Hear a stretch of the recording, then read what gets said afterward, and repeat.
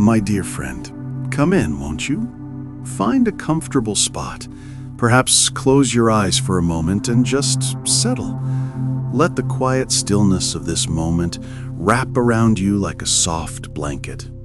The day, with all its demands and noises, can feel so relentless, can't it? But right now, in this space we're creating together, there's nothing you need to do, nowhere you need to rush. Just breathe. Let your shoulders relax, feel the gentle weight of your own body, and know that you are utterly safe here. It's easy to carry so much, isn't it? The weight of what happened today, the worries about tomorrow, the little anxieties that buzz around the edges of our minds like restless bees. But for these next moments, let's just lay them down. Imagine them gently slipping from your grasp, landing softly beside you, perhaps like fallen leaves that will be swept away by a gentle breeze.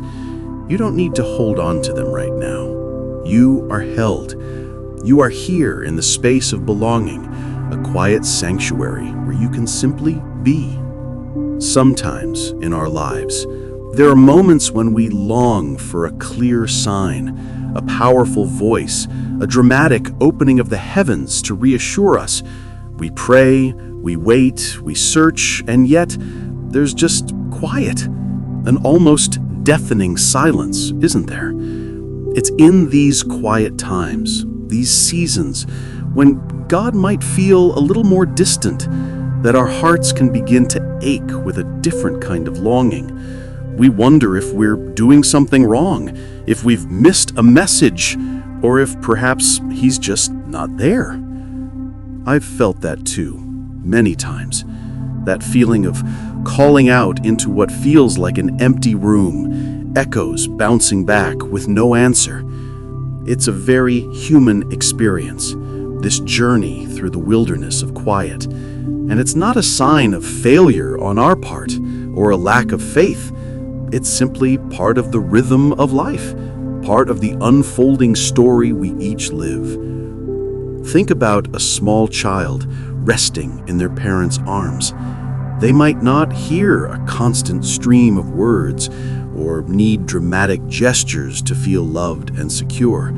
Sometimes it's just the quiet presence, the steady heartbeat, the gentle embrace that speaks volumes.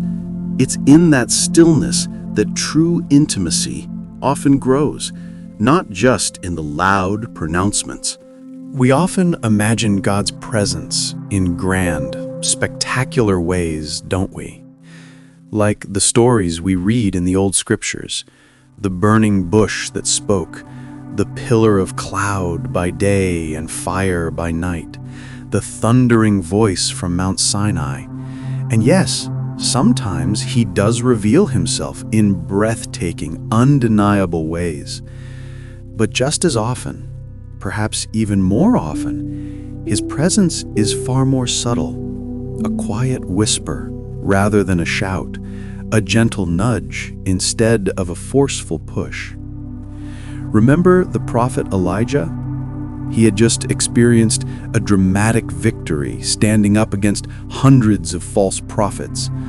And then he ran for his life, exhausted and afraid, hiding in a cave. He was looking for God. The scripture tells us there was a powerful wind tearing mountains apart, but God was not in the wind. Then an earthquake, but God was not in the earthquake. Then a fire, but God was not in the fire. And after the fire, there was a gentle whisper, a still, small voice. It was in that soft, quiet sound that Elijah finally recognized God's presence. It makes you think, doesn't it? If even a great prophet like Elijah had to learn to discern God's voice in the quiet, then surely it's okay for us to feel a bit lost sometimes when the heavens feel silent. Perhaps those quiet times aren't an absence of God, but an invitation to listen differently, to look with new eyes, to feel with a more sensitive heart. This isn't to say that the quiet doesn't feel challenging. It absolutely does. When we're going through a tough time, a health scare, a struggling relationship, a financial worry, or just a profound sense of loneliness, and we reach out for comfort, for guidance, for a sense of His nearness, and all we perceive is quiet, it can be deeply unsettling. It can plant seeds of doubt. Does He hear me? Does He care? Am I even important enough for Him to notice? These are honest, human questions, and it's okay to ask them. God isn't afraid of our doubts or our struggles. He understands the landscape of the human heart with all its complexities, its longings, and its fears. He knows that sometimes our perception is limited, our vision clouded by the dust of daily life or the tears of sorrow. What if these quiet seasons, these wilderness times as some call them, are actually opportunities for a different kind of growth? Like a seed buried deep in the earth, hidden from the sun and rain for a time, preparing to sprout. It's in the darkness and silence that roots grow strong, reaching down, anchoring themselves deeply. Perhaps when the heavens feel silent, it's a chance for us to examine what we truly rely on. Do we chase after the spectacular, the dramatic, the undeniable proof? Or can we find Him in the steady rhythm of our breath, in the gentle warmth of the sun on our skin, in the quiet strength that rises within us when we thought we had none left? Sometimes the silence is a space for us to clear away the noise we've created for ourselves. In our busy lives, we fill every moment with sound, with distractions, with tasks. We become so used to the constant hum of activity that true stillness feels almost foreign, even uncomfortable. But what if God is in that discomfort, inviting us to shed the external clamor so we can truly hear the internal stirrings of our own spirit, guided by His quiet presence? It's a process of unlearning, really. Unlearning the expectation that God always speaks in a way that we immediately recognize or prefer. Instead, we learn to cultivate a deeper awareness, a sensitivity to the subtle shifts in our own hearts, to the unexpected moments of peace, to the gentle promptings that aren't a loud voice, but a quiet knowing. Think of it like a journey through a vast, open landscape. You might start out expecting bustling towns and clear signposts, but then you enter a long stretch of quiet countryside. There are no billboards, no loud announcements.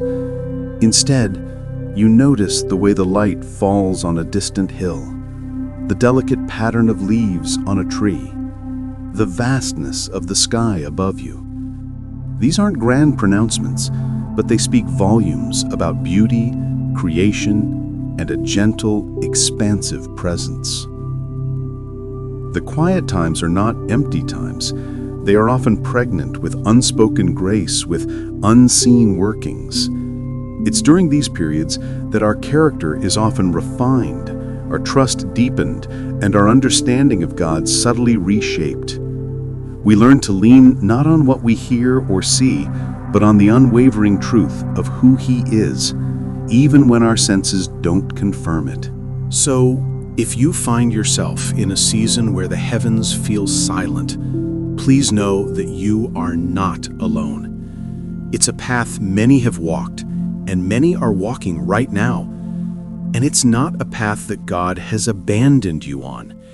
Instead, imagine Him walking beside you, perhaps not speaking in thunderous tones, but simply sharing the journey, His quiet presence a steadying force. He knows the ache of your heart, the questions that linger in your mind, and He meets you there, in the quiet, in the waiting, in the embrace of simply being. There's a profound comfort in realizing that even when we can't perceive His voice, His love is constant, unchanging, always present, like the air we breathe, unseen yet utterly essential. Let's just rest in that thought for a moment. No need to force an answer, no need to strain to hear, just be. And in that quiet space, perhaps you'll feel a gentle hand on your heart, a subtle reassurance that even in the deepest silence, you are held, you are loved, and you are never, ever alone. Last time, we talked about when the heavens feel silent, those moments when we long to hear God's voice, but only perceive quiet. Today, I want to gently explore another familiar landscape of the heart, the empty spaces. These are the times when we're waiting for something to happen, a prayer to be answered, a situation to change, a dream to unfold. We find ourselves in a season of not yet, a period where the landscape of our lives feels a little bare, a little empty, as we stand on the precipice of what's to come. Waiting. It's such a simple word, but it carries so much weight, doesn't it? It can be infused with hope, with eager anticipation, but often it's also laced with uncertainty, with impatience, and sometimes with a deep, unsettling emptiness. We look around at our circumstances and we see gaps, the missing piece in a relationship, the empty chair at the table, the job offer that hasn't materialized, the healing that hasn't come. And in those empty spaces, our hearts can feel a little lost, a little vulnerable. We live in a world that often celebrates instant gratification, a world that tells us we should always be moving, always achieving, always filling every moment. So when we find ourselves in a season of waiting, it can feel counterintuitive, almost like a step backward. We might even feel guilty for not being more productive, for not forcing an outcome. But what if waiting isn't a passive state of doing nothing, but an active posture of faith, a sacred space where God is doing His most profound, unseen work? Think of the vastness of the night sky. In between the bright, shining stars, there are immense stretches of seemingly empty space. But those spaces aren't truly empty, are they? They're filled with unseen energies, with the subtle pull of gravity, with the cosmic dust from which new stars will eventually form. They are crucial for the stars to shine, for the universe to breathe. Perhaps our empty spaces are similar, not voids of nothingness, but crucial, dynamic fields of potential where God is at work in ways we cannot yet perceive. The scriptures are full of stories of waiting. Abraham and Sarah waited for decades for the child God promised them, their hearts aching in the empty spaces of their home. Moses waited for 40 years in the wilderness before being called to lead his people. The Israelites waited for centuries for their Messiah. Even Jesus waited 30 years before beginning his public ministry. These weren't passive periods of idleness. They were seasons of profound shaping, of learning, of discerning God's often hidden hand. Consider the story of Joseph. He was a young man with big dreams, then abruptly thrown into a pit, sold into slavery, falsely accused, and imprisoned. Year after year, he waited in Egyptian prisons, in the empty spaces of lost freedom, lost family, lost hope. He had every reason to feel forgotten, abandoned, to let bitterness root. Yet in those empty spaces, God was quietly, meticulously weaving a tapestry far grander than Joseph could have imagined. He wasn't just waiting for something. He was waiting with God, being prepared for a purpose that would ultimately save his entire family and countless others. What was happening in those empty spaces for Joseph? He was learning patience, resilience, discernment. He was honing his skills, developing his character, understanding the ways of the world he would one day lead. He wasn't doing much in the conventional sense, but he was becoming someone profound. His waiting was not wasted time. It was sacred time, consecrated for growth. And what about us? When we find ourselves in our own empty spaces, waiting for a breakthrough, for clarity, for a relationship to mend, for healing to manifest, what is God doing in us, for us, around us that we might not yet see? It's often in these periods of quiet anticipation that our faith deepens in ways it couldn't during times of instant answers. We learn to trust not just the outcome, but the one who holds all outcomes in his hands. The truth is, sometimes the greatest growth happens in the unseen, underground places. Think of a bulb planted in the earth. For a long time, nothing appears above the surface. It's an empty space, seemingly dormant. But beneath the soil, a miraculous process is unfolding. Roots are forming, drawing nutrients, storing energy, preparing for the incredible burst of life that will eventually push through the earth and blossom. The empty space above ground is essential for the transformation below. Our waiting seasons can be like that. They are not absences of God's activity, but often periods of intense internal work. He might be stripping away old habits, refining our desires, aligning our hearts more closely with His.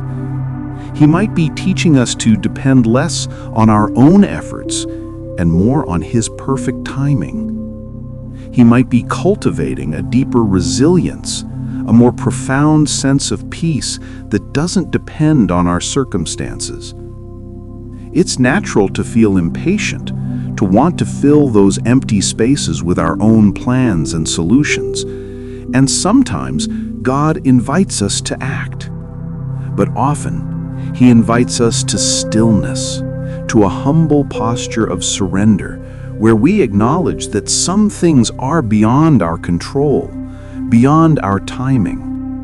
And that's okay. In fact, it's beautiful, because it opens the door for Him to work in ways that are far more creative, more powerful, and more perfectly timed than anything we could orchestrate. The act of waiting, when embraced with a trusting heart, can be a profound act of worship. It's saying, God, I trust your wisdom more than my own impatience. I trust your timing more than my desire for instant answers. I trust your love even when I can't see your hand. This kind of trust isn't easy. It takes courage. But it's in that courage that our spirits are strengthened, our faith refined like gold. And what about the emptiness itself?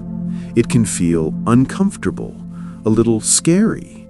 We try to avoid empty spaces in our homes, filling them with furniture and decorations. We try to avoid empty spaces in our schedules, filling them with activities. But sometimes God uses the very emptiness to create room for something new, something unexpected, something uniquely His.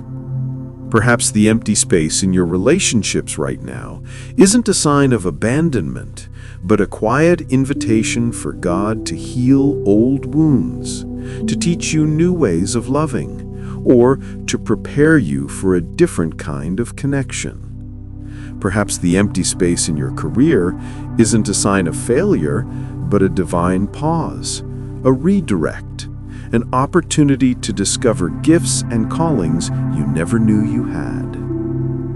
This isn't to minimize the very real pain and struggle that often accompany seasons of waiting. The longing for a child, the grief over a lost loved one, the struggle for a breakthrough in a difficult situation. These are deep, raw experiences. And in those moments, God isn't asking us to pretend we're okay or to stifle our tears. He invites us to bring all of it, our pain, our longing, our fears, into His presence.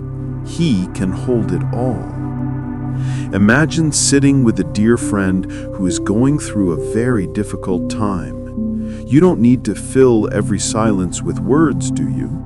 Sometimes the most comforting thing you can offer is simply your presence, your gentle hand, your quiet understanding. You just sit with them in the emptiness, sharing the burden, letting them know they're not alone. God does that for us. Even when we don't perceive His booming voice or a dramatic sign, He is there, sitting with us in our empty spaces. His hand is gently holding ours, even if we can't feel it with our physical senses. His presence fills the void, not with noise, but with an abiding peace, a quiet strength that often only reveals itself when we stop striving and start resting. The empty spaces are also where we learn resilience. We discover depths of inner strength we didn't know we possessed. We learn to cultivate patience, a virtue that is rarely developed in times of plenty and instant gratification. Patience isn't just about waiting. It's about how we wait. It's about maintaining a peaceful, trusting heart, even when the clock seems to tick agonizingly slow. And often, when we look back on these seasons of waiting, we can see the intricate ways God was working behind the scenes.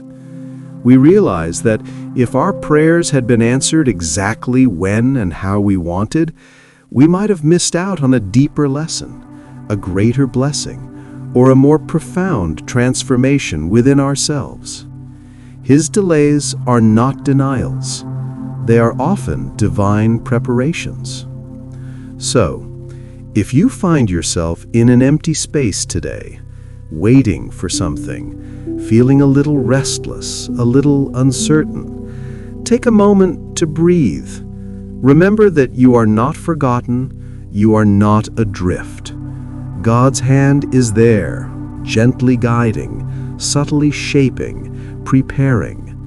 He is with you in the waiting, using these quiet moments to cultivate something beautiful and enduring within you. Let go of the pressure to fill every void, to solve every mystery, to force every outcome. Instead, open your heart to the possibility that these empty spaces are sacred ground, where God is quietly at work, nurturing growth you cannot yet see. Rest in the knowledge that His timing is perfect, His love is constant, and His purposes for you are always, always good. We've gently touched on the quiet times and the empty spaces, moments when God feels distant or when we're waiting for His hand to move. Today, I want to talk about something that often accompanies these seasons, a subtle, sometimes unsettling presence, the lingering shadow of doubt and fear. It's a natural human experience, isn't it? To doubt, to question, to feel that knot of fear tighten in our stomachs when faced with the unknown, or when we perceive a threat to our well-being or the well-being of those we love. Sometimes these feelings are fleeting, like a cloud passing quickly over the sun. Other times they can linger, casting a long shadow over our hearts, making it hard to see clearly, to feel peace, or to truly trust. We often imagine that strong faith means never having doubts, never feeling afraid. We might even feel guilty when these feelings creep in, believing they are a sign of weakness or a failure of our trust in God.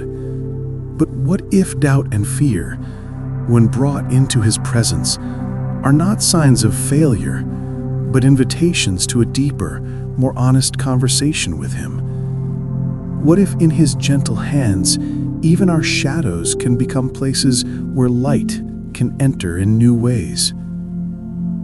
Think about the many people in the ancient stories who wrestled with doubt and fear.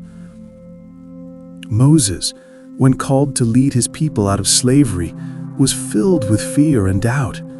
"Who am I?" he asked God. "What if they don't believe me? I'm not a good speaker." He argued, he hesitated, he even asked God to send someone else. Yet God didn't condemn him. Instead, he patiently reassured Moses, provided him with a companion, and empowered him. God understood Moses' human fear and worked with it, not against it. Or consider the disciples who walked intimately with Jesus. Time and again they were filled with fear. When a storm raged on the sea, they cried out in terror, convinced they were drowning, even with Jesus in the boat. When Jesus was arrested, they scattered in fear, denying him, abandoning him. After his resurrection, Thomas famously doubted, needing to see and touch before he could believe. Yet Jesus didn't scold him for his doubt.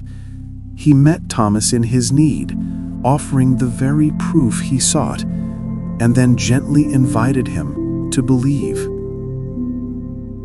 These stories remind us that doubt and fear are not new to the human experience, and they are not disqualifying. They are part of what it means to be human, to be vulnerable, to grapple with the mysteries of life and faith. And just as God met Moses and Thomas and the disciples in their fear and doubt, he meets us too. When a lingering shadow of doubt falls over our beliefs, questioning if God is truly good, if he truly cares, if his promises are real, it can feel profoundly unsettling. It can chip away at the very foundations of our peace.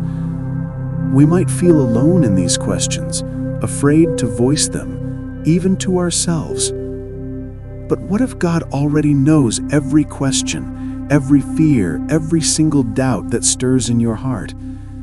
And what if he isn't intimidated by them, but patiently waits for you to lay them bare before him? Imagine a child who is afraid of the dark. They might hide under the covers or cry out. A loving parent doesn't scold them for being afraid. Instead, they come close, offer a hug, switch on a small nightlight, and reassure them that they are safe. God is like that parent, only infinitely more loving, more patient, more understanding. He doesn't expect us to be fearless superheroes. He invites us to bring our very real fears to him. Sometimes, fear arises from our circumstances. The fear of loss, the fear of failure, the fear of loneliness, the fear of illness, the fear for our loved ones. These fears are often rooted in a very real concern for our well-being and the well-being of those we cherish. And in those moments, it's easy for doubt to creep in, questioning God's protection, his provision, his ultimate plan. When these fears arise, try to resist the urge to push them down or to feel ashamed of them. Instead, gently acknowledge them. Say to yourself, "I am feeling afraid right now," or "This situation is making me doubt." And then, quietly, bring that feeling to God. You don't need eloquent words or perfect prayers, just a simple, honest offering of your heart. "Lord, I'm scared about this situation. God, I'm doubting if things will ever get better. Jesus, I don't understand why this is happening and I'm afraid." These simple, honest declarations are powerful.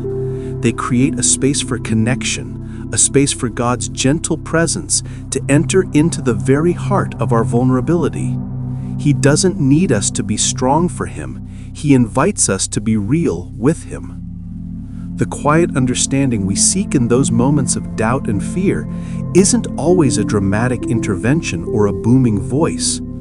More often, it's a subtle shift within us, a gentle nudge of peace that whispers, "You are held.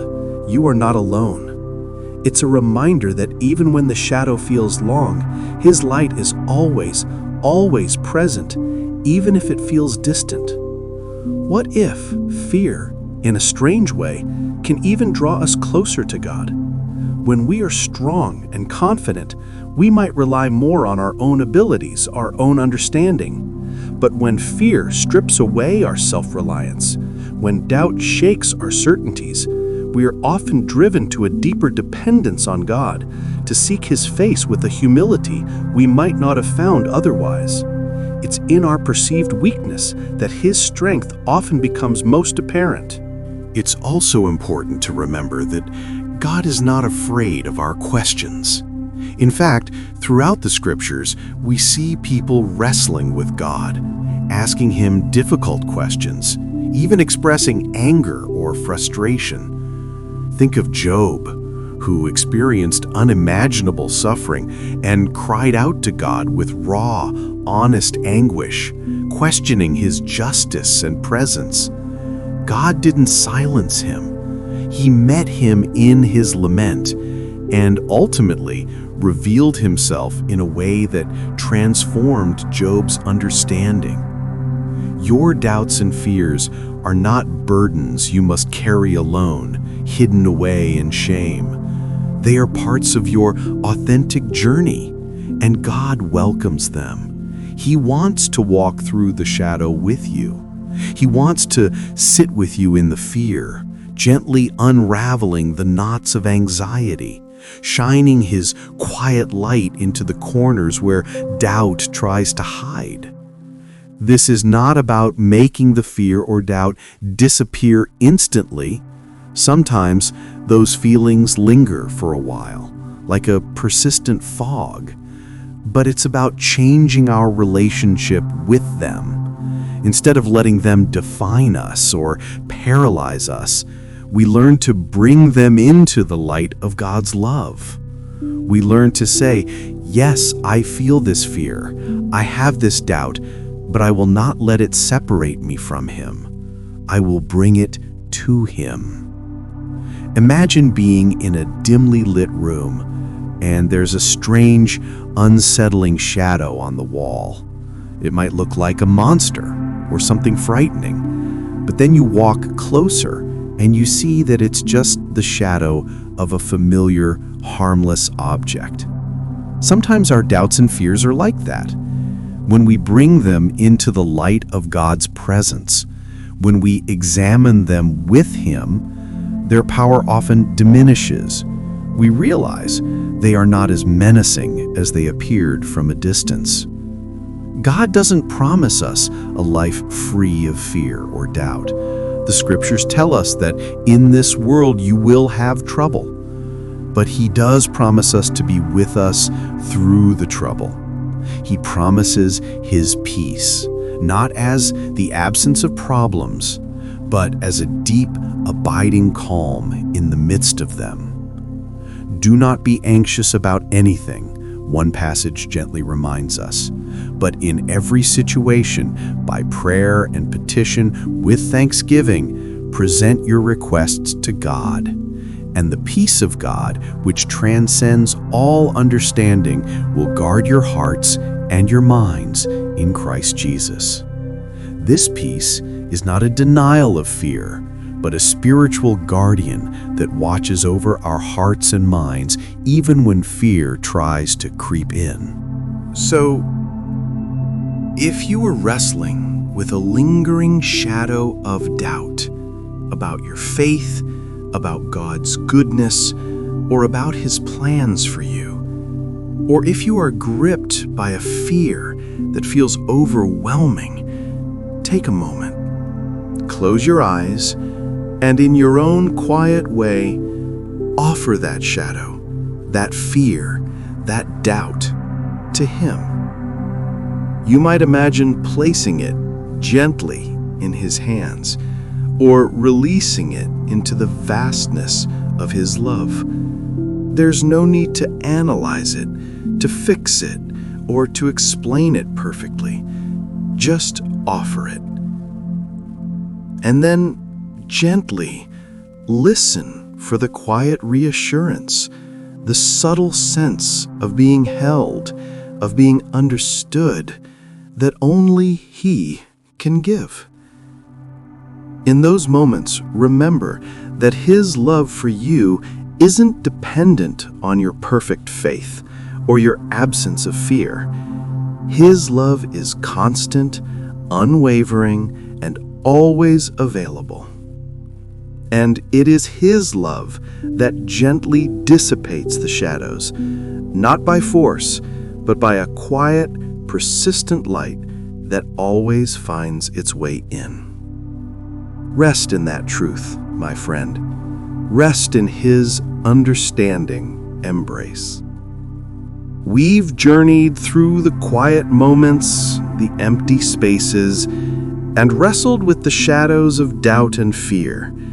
Today, I want to gently walk with you through another familiar terrain of the soul, the barren lands. These are the seasons of life when everything feels dry, unproductive, and perhaps even a little desolate. We look around, and where we once saw vibrancy or a clear path, we now see only starkness, an unclear horizon, and a profound sense that we simply cannot see the way forward. It's a disorienting feeling, isn't it? To be in a place where the familiar landmarks are gone, where the usual methods no longer seem to work, and where the next step feels shrouded in a mist of uncertainty. We might feel lost, adrift, or even abandoned, wondering if we've taken a wrong turn or if we're meant to stay in this barren place forever. Our culture often tells us that we should always have a plan, always know our destination, always be in control of our journey. So when we find ourselves in a barren land where the map seems to have disappeared and the compass spins wildly, it can be deeply unsettling. We might feel a pressure to figure it all out, to push through, to force a vision, even when our inner spirit whispers that we truly cannot see the way forward. But what if these barren lands, these seasons of profound unknowing, are not detours or punishments, but profound invitations to a different kind of trust, a trust that goes beyond what our eyes can see, beyond what our minds can comprehend, and settles deep into the quiet knowing that we are never truly alone, even in the most desolate landscapes. Think of the children of Israel after their dramatic escape from Egypt. They found themselves in a vast, literal wilderness, a barren land stretching before them. No clear path, no cultivated fields, no obvious source of water or food. Imagine the fear, the murmuring, the feeling of being utterly lost. Yet it was in this barren land that God met them in the most tangible ways. He guided them with a cloud by day and fire by night, providing direction when they could not see the way. He brought water from a rock and food, manna, from the heavens, sustaining them when there was no other provision. Their journey through the barren land wasn't about their ability to navigate or their strength to endure the harsh conditions. It was about learning to rely utterly on God, to trust His leading when all earthly indicators pointed to despair. It was a journey not just through a physical wilderness, but a spiritual one, where their trust was forged in the crucible of absolute dependence. We all have our own versions of that barren land. It might be a career path that is dried up, leaving us without a clear direction. It could be a relationship that has become emotionally sterile, where communication has withered and intimacy feels distant. It might be a period of chronic illness or grief, where life feels stripped bare of its former joys and certainties. Or it could simply be a deep, spiritual dryness, where our usual practices feel hollow and our connection to God feels faint, almost imperceptible. In these barren lands, our natural inclination is to try and fix it, to find a way out, to force greenery where there is only dust. And while action is sometimes necessary, there are moments when God invites us to a different response, to simply be in the barren land, to acknowledge its reality and to practice a profound, almost primal trust. What does it mean to trust when we can't see the way? It's not about having all the answers or knowing the exact next step. It's about cultivating an inner posture that says, even though I don't see, I believe you do. Even though I don't know the path, I trust your hand to lead. It's a quiet act of surrender, letting go of our need for control and leaning into the unshakable certainty of God's presence, even when He seems hidden behind the dusty horizon. Imagine walking through a thick fog. You can't see more than a few feet in front of you. You don't know what lies ahead, a ditch, a clear path, a turn. In such a situation, you wouldn't sprint forward carelessly. Instead, you would slow down, perhaps reach out a hand and place one foot carefully in front of the other, relying on a sense of inner direction or the steady grip of a trusted guide. God is that trusted guide in our barren lands. He might not clear the fog instantly, but He is with us in it. His hand is there, subtly directing our steps, even when we can only perceive the next small movement. He doesn't expect us to have perfect vision. He asks for a willingness to take the next small step, even when it feels like we're stepping into the unknown. Sometimes, the barren land is also a place of profound stripping away. All the things we used to rely on, our achievements, our relationships, our plans, our comforts, might seem to wither or be taken away. This can feel painful, like a loss. But what if in that stripping, God is gently removing everything that isn't essential, everything that might be hindering us from a deeper reliance on Him alone? It's in these stripped-down moments that we often discover what truly sustains us. We learn that joy isn't always found in abundance, but sometimes in the simplest acts of kindness, in a quiet moment of reflection, in the sheer resilience of our own spirit. We learn that peace isn't dependent on perfect circumstances, but on an inner stillness cultivated through dependence on God. The barren land can be a profound teacher of humility. It reminds us that we are not the architects of our own destiny, that there are forces and plans far greater than our own. It invites us to release our grip on what we think should happen and open our hands to what God is doing, even if it looks very different from our expectations. And in those seemingly desolate places, sometimes God reveals unexpected springs of living water. Just as He made water flow from a rock for the Israelites, He can provide nourishment and sustenance in ways we never anticipate. It might be a timely word from a friend, a sudden moment of clarity, a new opportunity that arises out of nowhere, or simply an inexplicable surge of strength and hope that carries us through another day. These are His quiet provisions, hidden blessings in the barren land. It's also important to acknowledge the very real pain of navigating these seasons, the loneliness, the despair, the sheer exhaustion that comes from not knowing where you're going and feeling like you're not getting anywhere. God doesn't expect us to be stoic or pretend that it's easy. He invites us to bring our weariness, our tears, our frustration into His presence. He is a God who understands suffering, who walked His own barren path to the cross, who knows intimately what it feels like to face the unknown. So if you are currently on a journey through a barren land, where the way ahead is obscured and trust feels like a Herculean effort, please know this: you are not walking alone. Your guide is with you.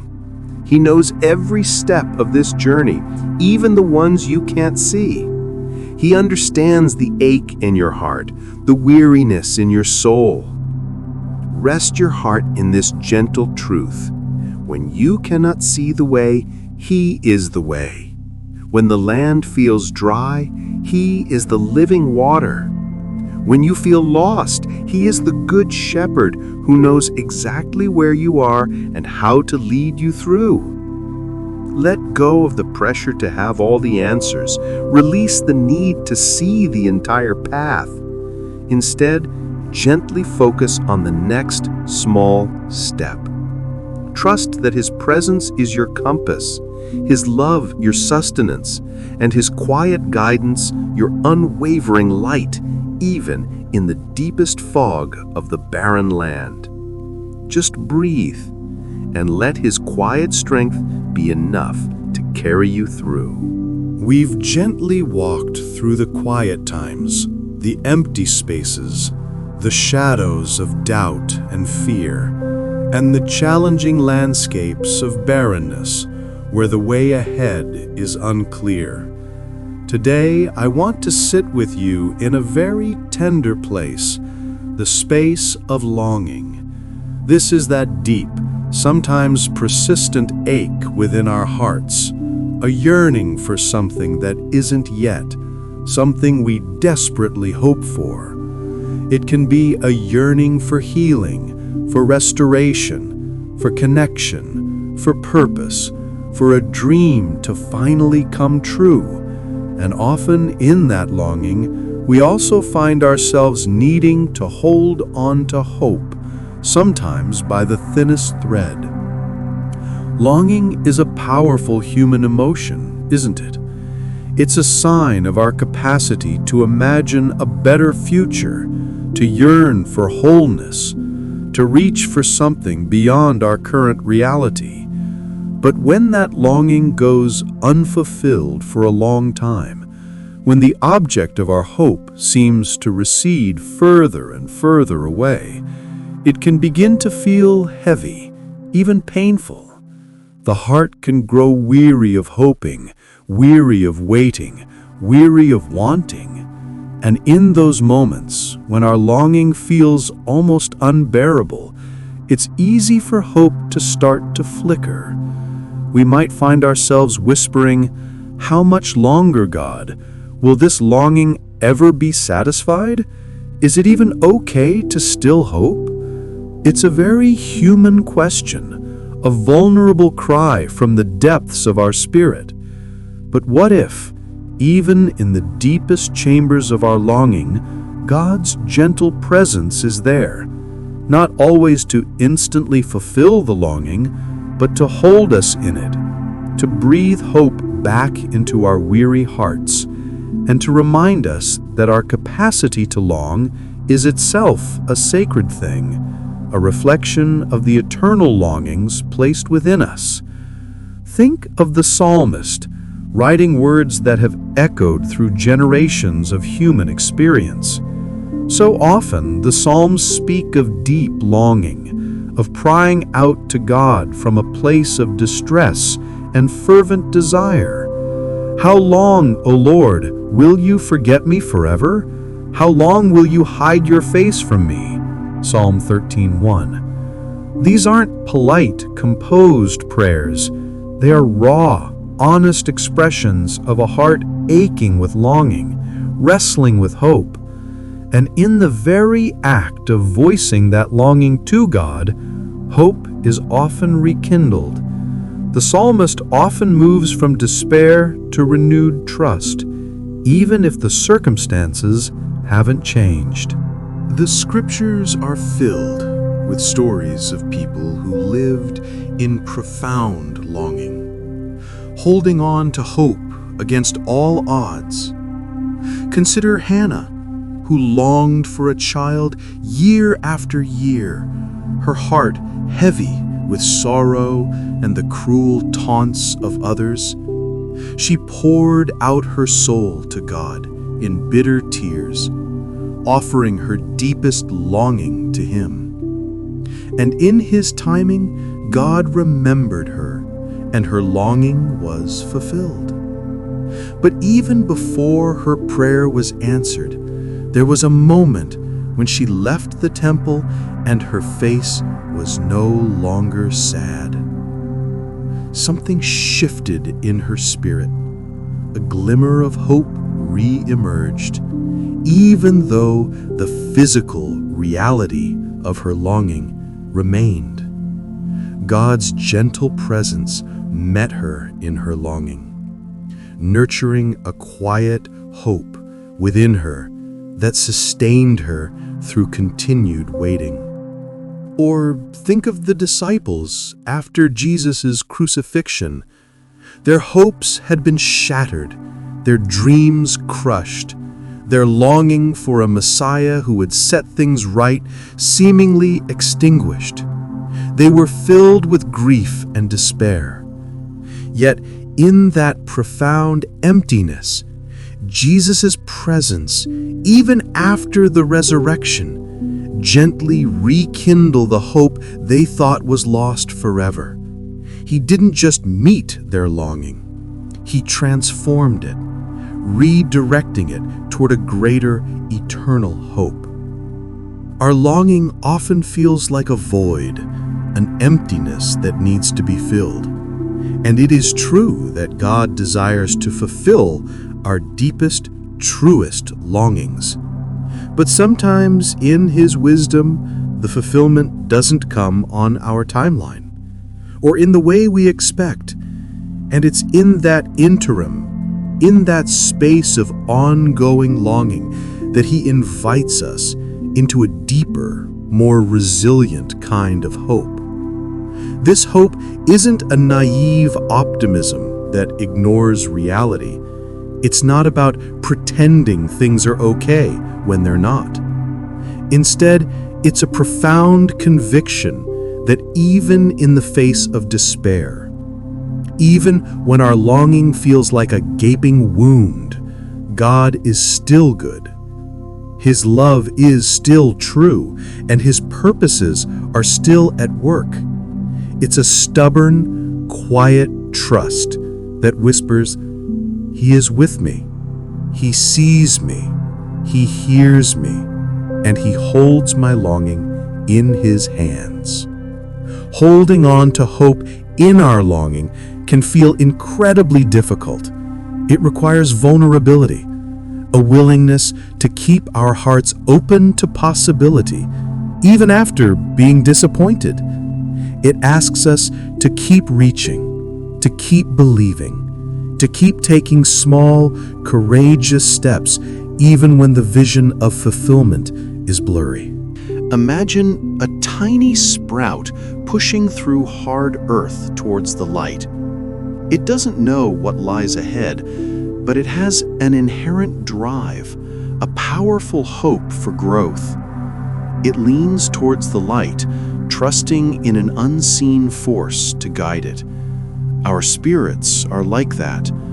Even when the earth feels heavy and hard, even when our longings are buried deep, there's an inherent God-given capacity within us to lean towards hope, towards the light of His presence. And where does this hope come from? Especially when our own reserves feel depleted? It comes from Him. It is not something we conjure up on our own strength. It is a gift, a gentle infusion of His Spirit into our weary souls, a quiet reassurance that whispers, I am here. I see your tears. I know your longing. Do not give up. This gentle presence doesn't always remove the longing, but it transforms how we experience it. It shifts it from a burden that crushes us to an invitation to lean more deeply into Him. It's in those moments of vulnerability, when we admit our longing and our struggle to hope, that God often draws closest, wrapping His arms around our aching hearts. Sometimes the longing itself can be a holy space, a sacred ground where our hearts are refined, where our deepest desires are clarified, and where our capacity for compassion and empathy grows. When we have longed deeply for something, we often develop a greater understanding and sensitivity to others who are also longing. Our unfulfilled hopes can make us more human, more tender, more like Christ, who understood profound longing and ultimate hope. Holding on to hope means choosing to believe in goodness, even when things are difficult. It means choosing to believe in possibility, even when the evidence points elsewhere. It means choosing to believe in love, even when our hearts have been broken. And in all these choices, His gentle presence is our anchor. He doesn't just encourage us to hope, He is our hope. So, if there's a deep longing in your heart today, something you've been carrying for a long time, something you desperately wish would change or come to fruition, bring it into this quiet space. Don't hide it. Don't feel ashamed of it. Just place it gently before Him. You might say, Lord, my heart aches for this. I long for this healing, this reconciliation, this opportunity, and sometimes I struggle to hope.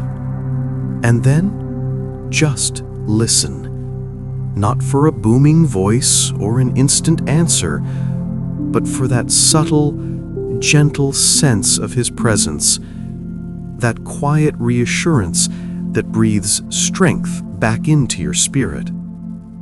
His gentle presence in your longing today is simply the realization that you are allowed to feel this deeply, that your longing is valid, that your tears are seen, and that He is right there, sitting with you in the ache, holding your hand, whispering courage into your spirit.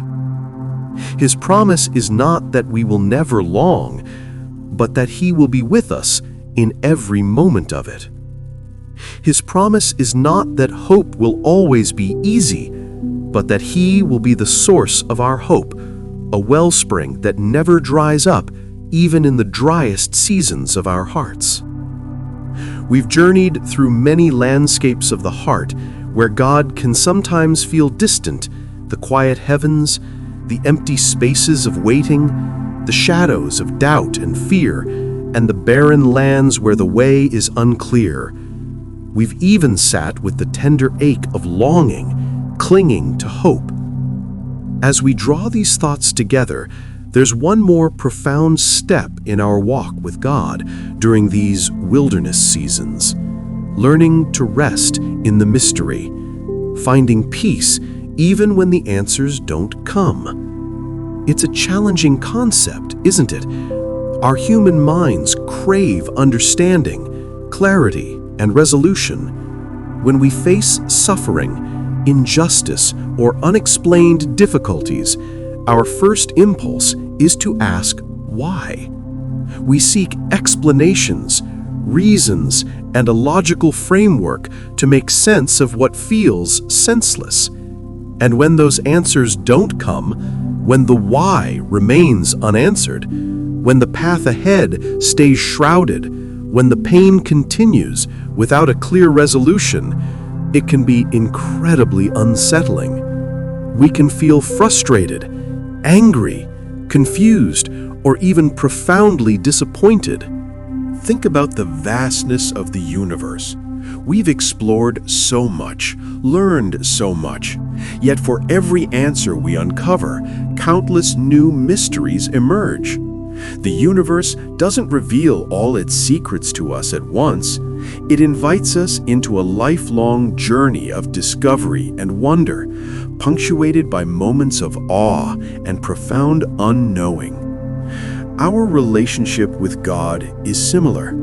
He is infinite, beyond our full comprehension, and to expect to understand every facet of His being or every detail of His plan is to diminish His boundlessness. The Scriptures themselves speak to this mystery. For my thoughts are not your thoughts, neither are your ways my ways, God says through the prophet Isaiah. As the heavens are higher than the earth, so are my ways higher than your ways, and my thoughts than your thoughts. This isn't meant to frustrate us, but to humble us, to remind us that we are finite beings encountering an infinite God. And in that humbling, there's a profound invitation to trust. Consider the story of Job once more. He endured unimaginable suffering, losing everything he held dear. His friends offered him endless, often unhelpful, explanations for his plight. But when God finally spoke, He didn't offer Job a logical explanation for why he suffered. Instead, God revealed His own vastness, His power, His wisdom in creation, asking Job questions about the universe that Job could not answer. And in that encounter with the profound mystery of God's being, Job found peace. He didn't get all his whys answered, but he gained a renewed awe and trust in the One who holds all things. Resting in the mystery isn't about giving up on seeking understanding or passively accepting injustice. It's about cultivating an inner peace that doesn't depend on having all the pieces of the puzzle, but on trusting the puzzle maker himself. When answers don't come, our minds often try to fill the void with speculation, with worry, with fearful what-ifs. This can create immense internal turmoil. But what if, instead of trying to force an answer or invent a narrative, we simply allowed the space of "I don't know" to exist? What if we offered that unknowing to God, saying, "Lord, I don't understand.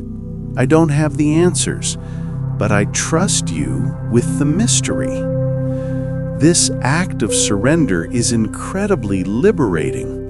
It frees us from the exhausting burden of having to figure everything out. It allows us to release control and lean into the vast, compassionate heart of God, who knows all things, even the things He chooses not to reveal to us yet. Resting in the mystery is a profound act of humility and faith. It's acknowledging our limits as human beings and embracing God's limitless wisdom. It's understanding that His ways are often far beyond our capacity to grasp, and that is precisely what makes Him God. And in that surrender, in that willingness to rest in the mystery, we often find a deep and abiding peace. Not a peace that comes from resolution, but a peace that comes from connection, a felt sense of being deeply connected to a loving, all-wise God, even when the details of His plan remain hidden to us. This is the peace that transcends all understanding, a peace that guards our hearts and minds, even in the midst of unanswered questions. It's in these moments of leaning into the unknown that our faith matures. It moves beyond a transactional faith, where we expect specific answers for specific prayers, into a relational faith, a deep, trusting relationship with a God who is always good, always present, and always working for our ultimate well-being, even when his methods are mysterious to us. So, if you are carrying unanswered questions today, if there's a part of your life that feels shrouded in mystery, or if the whys are echoing in your heart without resolution, take a moment. Don't strive to find the answers. Don't force understanding. Just breathe, and then gently offer that mystery to God. Imagine placing those unanswered questions, those confusing circumstances, into His infinitely wise and loving hands. Let go of the need to control the narrative, to understand every detail, to resolve every uncertainty. Instead, rest in Him. Rest in His boundless wisdom. Rest in His unwavering love. Rest in the quiet assurance that even when the answers don't come, His presence is the ultimate answer. He holds the mystery, and He holds you within it. And in that profound embrace, you can find a peace that flows not from knowing, but from deeply trusting the one who knows all.